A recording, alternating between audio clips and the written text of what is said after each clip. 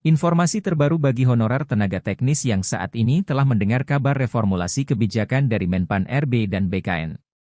Ada kabar terbaru di bulan kemerdekaan Agustus mengenai nasib honorer K2 2023. Apakah akan diangkat menjadi ASN PPPK tahun ini? Simak selengkapnya video ini, jangan sampai gagal paham. Kabar honorer terbaru hari ini, berikut update reformulasi PPPK Teknis 2022.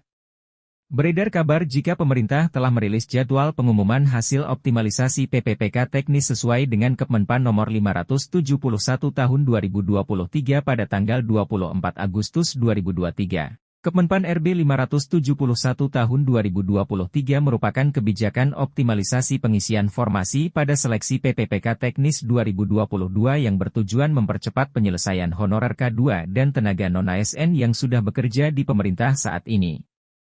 Seperti diketahui, sebanyak 10.520 peserta PPPK Teknis akan mendapatkan jatah reformulasi PPP tahun 2023 ini.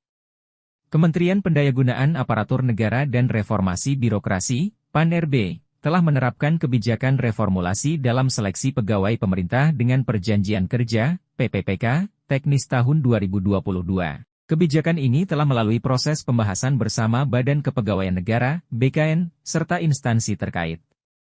Menteri PAN-RB Abdullah Azwar Anas mengatakan, reformulasi seleksi PPPK Teknis adalah bentuk afirmasi yang diberikan pemerintah kepada peserta XTHK2 atau peserta tenaga non-ASN atau honorer yang telah mengabdi selama ini. Setiap kebijakan yang dikeluarkan mempertimbangkan berbagai aspek yang komprehensif dan diharapkan berdampak tepat kepada seluruh pihak.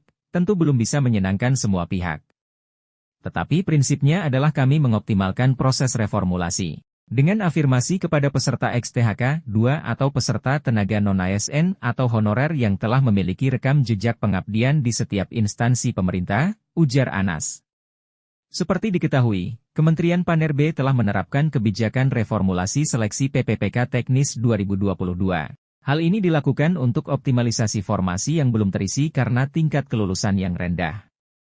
Pengisian jabatan diberlakukan terlebih dahulu bagi XTHK 2 yang memenuhi reformulasi nilai ambang batas seleksi kompetensi teknis dengan peringkat terbaik. Jika masih terdapat formasi yang belum terpenuhi, maka kebutuhan diisi oleh peserta non-ASN atau honorer yang memenuhi reformulasi nilai ambang batas seleksi kompetensi teknis dengan peringkat terbaik. Berdasarkan hasil kelulusan lanjut Alex, PPPK tenaga teknis yang dinyatakan lulus sejumlah 51.687 atau 46,8%. Setelah reformulasi, kenaikan kelulusan PPPK tenaga teknis menjadi sekitar 70%, tepatnya 69,60%, sebanyak 76.867 orang. Kepala Bidang Pengadaan, Pengangkatan, Pemberhentian, Mutasi dan Promosi BKPSDM Kayong Utara, Gusti Iman Adi Surya menyampaikan bahwa kebijakan itu akan diberlakukan khusus bagi peserta yang berstatus XTHK 2 dan pegawai non-ASN yang bekerja di instansi pemerintah. Menurutnya, BKN sedang melakukan pendataan terkait status pelamar dan hasil tes seleksi PPPK JF Teknis tahun 2022 di lingkungan pemerintah Kabupaten Kayong Utara. Gusti mengatakan nantinya pihak BKPSDM Kabupaten Kayong Utara hanya melakukan cross-check data peserta yang disajikan oleh sistem BKN untuk memastikan apakah para peserta masuk kategori PPT, tenaga kontrak Pemda, maupun swasta atau umum. Sementara terkait mekanisme selanjutnya itu tergantung dari sistem BKN, apakah itu perangkingan dan seterusnya. Yang bisa dibantu tes teknisnya saja, karena rata-rata di tes teknis peserta banyak yang jatuh. Sedangkan tes sosial kultural, manajerial, dan wawancara kalau ketiganya tidak lulus, ya tidak lulus juga, terang Gusti.